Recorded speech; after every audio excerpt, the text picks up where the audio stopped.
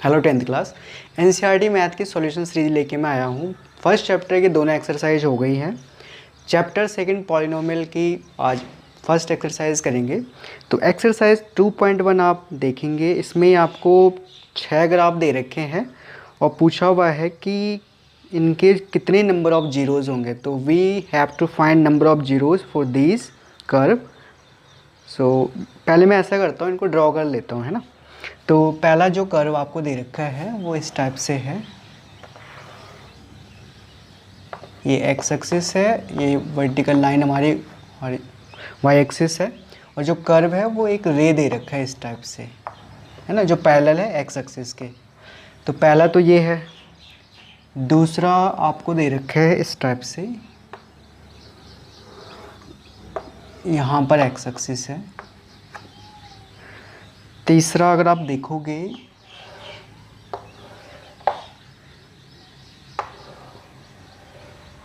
इस टाइप से दे रखा है। Fourth one is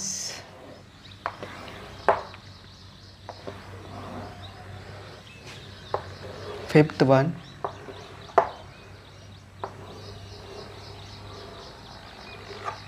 and last वाला आप देखोगे ये दे रखा है इस टाइप से। ओके, तो यहाँ पर ये टच करते हुए जा रहा है एक्स एक्सिस को। तो एक बात तो आपको समझने पहले कि कर्व अगर इंटरसेक्ट कर रहा है एक्स एक्सिस को या टच कर रहा है तो दो बातें अलग अलग हैं। टच करना और इंटरसेक्ट करना अलग अलग है। इंटरसेक्ट का मतलब है वो एक्स एक्सिस के आर पार जा रहा है। जैसे यहाँ पे आप देखो, ये एक्स एक्सिस के आर पार जा रहा है, ये एक्स एक्सिस है, इधर भी है, ऊपर भी और नीचे भी है। बट टच करने में आप देखो कि यहाँ से आया और एक्स एक्सिस के फिर इधर ही चले गया, तो इसको कहते हैं टच करना, ठीक है। तो यहीं पर है इसका राज कि भाई नंबर ऑफ जीरोज़ कैसे निकालोगे आप। तो नंबर ऑफ जीरोज़ होते हैं जहाँ पे कोई भी कर्व एक्स एक्सिस के साथ पॉइंट ऑफ कॉन्टैक्ट बनाता है, जितने पॉइंट ऑफ कॉन्टैक्ट बनाता है, ठीक है। तो मतलब आप क्या करोगे, आप कहाँ कहाँ पे नोटिस करोगे। एक तो देखो कहाँ पे टच कर रहा है एक्स एक्सिस को, और दूसरा देखो इंटरसेक्ट कहाँ पे कर रहे हैं, ना। तो पहले वाले में देखो आप, यहाँ पे अगर आप नोटिस करोगे एक्स एक्सिस को ये कहीं पर भी इंटरसेक्ट नहीं कर रहा है, ये तो पैरेलल है एक्स एक्सिस के, तो इसके नंबर ऑफ जीरोस होंगे ही नहीं। तो आप लिखोगे नो जीरोस, इसमें एक भी जीरो नहीं होगा। दूसरे वाले में मूव करो, इस वाले में आप देखोगे जो कर्व है वो एक्स एक्सिस को एग्जैक्टली एक पॉइंट पर इंटरसेक्ट कर रहा है ना, यहाँ से जा रहा है ये। तो इसका नंबर ऑफ जीरोस एक हो जाएगा, मतलब इसके जीरोस कितने हैं, एक। कौन सा जीरो है ये हमें नहीं पता करना, हमें बस ये बताना है कितने जीरोस होंगे। ऐसे इस वाले में आप काउंट कर सकते हो। थर्ड में इंटरसेक्ट एक्स एक्सिस को कितनी बार कर रहे हैं, एक बार, दो बार और तीन बार। तो इसके जीरोस हो गए हमारे पास, तीन जीरोस आ जाएंगे, ठीक है। ऐसे अगर आप इस वाले में मूव करो, जो हमारा फोर्थ पार्ट है, इसमें कर्व एक्स एक्सिस को दो पॉइंट पर इंटरसेक्ट कर रहा है, यहाँ पर और यहाँ पर। तो इसके नंबर ऑफ जीरोस हो जाएंगे 2। नाउ फिफ्थ वाले पे फोकस करो। यहाँ पे देखो पॉइंट ऑफ कॉन्टैक्ट कितने बन रहे हैं एक्स एक्सिस के साथ, 1 2 3 और 4। तो इसके जीरोस हो जाएंगे, नंबर ऑफ जीरोस इसके हो जाएंगे 4, ठीक है। बढ़ते हैं अगली लास्ट वाले की तरफ। ये वाला जो सिक्स्थ वाला है, इसमें आप देखो पॉइंट ऑफ कांटेक्ट काउंट करो आप एक्स एक्सिस के साथ कितने हैं कर्व के, 1 2 और 3। तो एनसीईआरटी तो ये कहता है कि भाई इसके नंबर ऑफ जीरोस जो हैं वो 3 होंगे, क्योंकि कितने बन रहे हैं, 3। बट हायर मैथमेटिक्स में रूल कुछ और है। हायर मैथमेटिक्स में ये होता है कि जहाँ पर एक्स एक्सिस को टच करेगा कर्व, वहाँ पे मल्टीपल रूट्स होते हैं। मल्टीपल रूट्स का मतलब हुआ कि 2 या 4 या 6 रूट होंगे, एक नहीं होता वहाँ पे। बट एनसीईआरटी में ये है, यहाँ पे 10th क्लास में तो आपको यही लिखने हैं। मैं वैसे बता रहा हूँ। तो यहाँ पे तो हो गया एक, क्योंकि यहाँ पे एक्स एक्सिस को इंटरसेक्ट कर रहा था।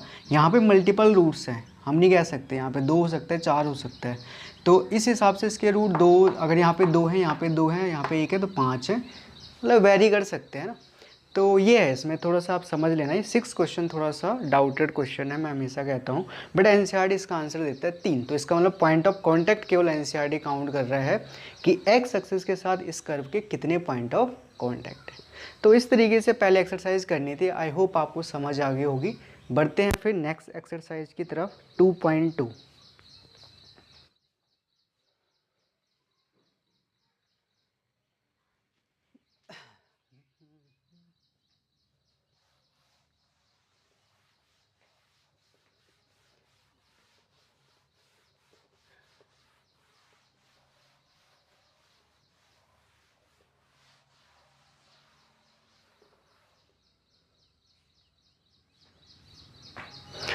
तो एक्सरसाइज 2.2 में देखोगे आप लोग कि इसमें जो क्वेश्चन है, दो ही टाइप के क्वेश्चन है इसमें भी, बट फर्स्ट के 6 पार्ट हैं और सेकंड के भी 6 पार्ट है। तो पहला जो क्वेश्चन है, find the zeros of the following quadratic polynomials and verify the relationship between the zeros and the coefficients. ठीक है, सो इसमें थोड़ा सा पहले आपको, आप देखोगे जितने भी ये 6 पार्ट दे रखे हैं ये क्वाड्रेटिक में दे रखे हैं, आपको क्वाड्रेटिक पॉलिनोमियल दे रखा है। अच्छा ठीक है, मेंशन भी कर रखा है क्वाड्रेटिक पॉलिनोमियल। तो हमें इनके जीरोज निकालने हैं। तो क्वाड्रेटिक इक्वेशन तुम्हारा 3rd चैप्टर है, तो यहाँ पे कैसे करेंगे, तो 9th में आपने जैसे करा था ना मिडिल टर्म स्प्लिटिंग से, वैसे करना है यहाँ पर। तो मैं एक पार्ट कर लेता हूँ। फर्स्ट पार्ट देखिए, क्वेश्चन नंबर फर्स्ट का first part, x² - 2x - 8 equals to, आप 0 पुट कर लो क्योंकि हमें जीरोज निकालने हैं, तो इसके राइट साइड में 0 पुट कर लो पहले ही। अब मिडिल टर्म स्प्लिट करना है, तो आपको दो नंबर ढूंढने हैं जिनका प्रोडक्ट -8 हो और जिनका सम -2 हो, है ना। तो आप ऐसा करिए, वो दो नंबर आप ले सकते हैं, -4 एंड +2। तो मिडिल टर्म इस -2x को आपने स्प्लिट कर दिया दो तरीके से। एक को मतलब दो तरीके, मतलब आपने दो नंबर बना दिए इसके, -4x और एक +2x, राइट। सो x² - 4x + 2x आपने लिखा है इस -2x को, जो मिडिल टर्म है, तो इसको स्प्लिट कर दिया। आपका कांस्टेंट टर्म -8 एज सच रहेगा, इसमें कोई छेड़छाड़ नहीं करनी है। अब क्या करना है, देखो इनमें जो पहले वाले दो टर्म है इसमें आपको कुछ कॉमन दिख रहा है, तो आप देखोगे x कॉमन आ रहा है, तो x को आप कॉमन ले लीजिए, यहाँ पे आ जाएगा, क्योंकि पावर 2 थी तो एक x रह जाएगा, माइनस यहाँ पे 4 रह जाएगा, आपने x कॉमन ले लिया, +2 यहाँ से आप 2 कॉमन ले रहे हो, यहाँ पे x आ जाएगा, -8 की जगह पे -4 आ जाएगा, इक्वल्स टू 0। ठीक है, सो एक चीज़ नोट करने, जब भी हम ये प्रोसेस कर रहे होंगे यहाँ पे ये फैक्टर सेम आना चाहिए। अगर नहीं आ रहा है इट मीन्स आप कॉमन लेने का प्रोसेस या फिर मिडिल टर्म स्प्लिटिंग रॉन्ग कर रहे हो। ठीक है, तो ये अवेयरनेस होना बहुत ज़रूरी है। अब x - 4 आप कॉमन ले लो, तो जैसे आपने ये कॉमन लिया, ब्रैकेट में यहाँ पे आ जाएगा x + 2 equals to 0।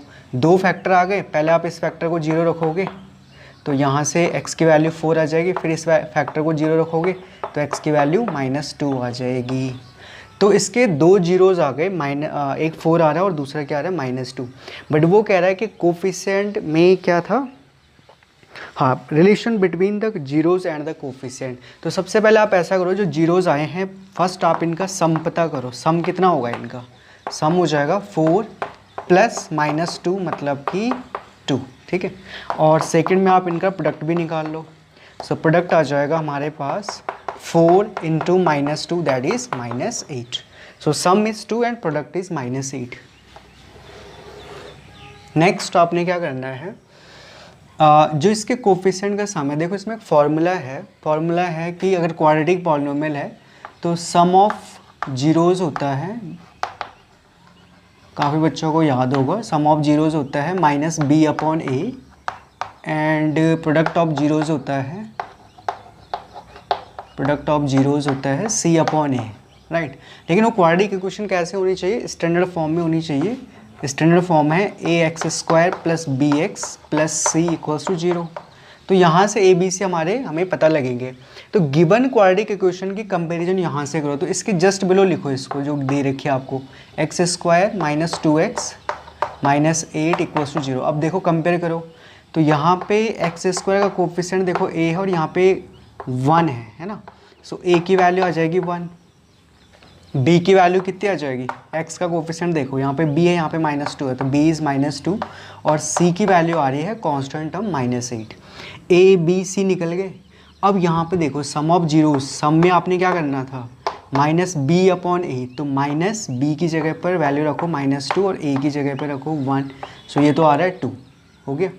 Now product देखो, चेक करो प्रोडक्ट कितना आ रहा है। सो प्रोडक्ट था हमारा c/a, c इज़ -8 और a की वैल्यू थी 1, तो ये आ रहा है -8। और यहाँ पे जो हमने वैल्यूज निकाली थी ना, जीरोज़ निकालने के बाद उनका सम निकाला था, 2 आ रहा था, यहाँ पे भी देखो 2 आ गया। यहाँ पे प्रोडक्ट आपने निकाला था -8 और यहाँ पे भी कितना आ रहा है फॉर्मूले से, -8। तो जीरोज़ और कोफिशिएंट में, क्वाड्रेटिक के जो कोफिशिएंट हैं उनमें जो रिलेशन है हमने वेरीफाई कर लिया, जस्टिफाई हो रही है ना चीज़, तो वेरीफाइड हो गया। इस तरीके से करना है, 5 मार्क्स का क्वेश्चन आएगा, आपको प्रिपेयर रहना है। तो पहला पार्ट मैंने कर लिया है, क्या इसमें कोई दूसरा है जो टफ है वैसे? आई थिंक सारे इसी टाइप के हैं, मिडिल टर्म स्प्लिटिंग से होंगे, तो आप इनको ट्राई करिएगा इसी बेस पर जैसे मैंने ये बताया है। और अगर कोई पार्ट नहीं रहता तो कमेंट सेक्शन में मुझे बता दीजिएगा, I will do that part surely. But बढ़ते हैं अगले क्वेश्चन की तरफ। सेकंड क्वेश्चन, इसमें बोला हुआ था कि find a quadratic polynomial each with the given number as the sum and product of its zeros respectively. तो जीरोस का सम दे रखा है और प्रोडक्ट दे रखा है हर पार्ट में, और हमें बोला हुआ है क्वाड्रेटिक इक्वेशन निकालो। तो इसके लिए फॉर्मूला जो आपको याद रखना है, फॉर्मूला क्या है दिखा मैं आपको बताता हूँ।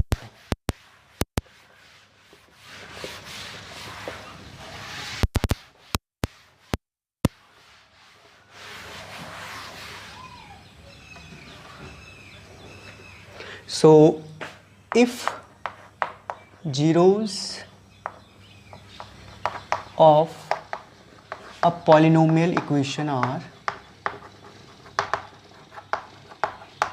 किसी पॉलिनोमियल इक्वेशन के अगर जीरोज अल्फा और बीटा हैं, अल्फा एंड बीटा, ये ग्रीक सिंबल है अल्फा एंड बीटा, तो जो क्वाड्रेटिक बनेगी ना, क्वाड्रेटिक इक्वेशन, देखो पहले आपको इक्वेशन बनानी है, पॉलिनोमियल आप बाद में बना लीजिएगा। इसको इक्वेशन कैसे बनेगी, x square minus alpha plus beta x plus alpha into beta equals to zero.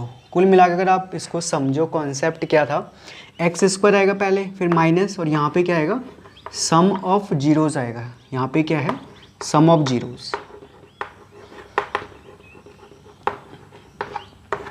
And यहाँ पे क्या है, alpha into beta. Alpha into beta का मतलब है product of zeros, product of zeros, ठीक है।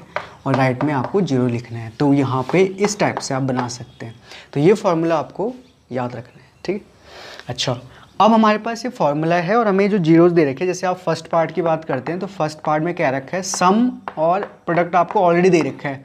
मतलब काफ़ी बच्चे मिस्टेक क्या करते हैं, वो इनको जीरो समझ लेते हैं कि पहला जीरो ये है दूसरा ये है, ये नहीं है, ये दे रखे हैं सम। ये सम है, मतलब जहाँ पे अल्फ़ा प्लस बीटा है ये पूरा आएगा, और प्रोडक्ट ऑफ द रूट्स में ये पूरा आएगा, ठीक है। तो इस चीज़ को ध्यान से देखना है, मिस्टेक नहीं होनी चाहिए। तो minus x square minus sum of the zeros 1/4 रखेंगे, plus product of the zeros में -1 रखना है, इक्वल्स टू जीरो। आगे तक अच्छा, अब यहाँ पे आप देखोगे बीच में जो टर्म है हमारे पास एक्स का कोफिशिएंट वो फ्रैक्शन में आ रहा है, तो हम फ्रैक्शन को पहले यहाँ से हटाते हैं, इसको सिंपल फॉर्म में बनाते हैं, स्टैंडर्ड फॉर्म में, सही से है ना।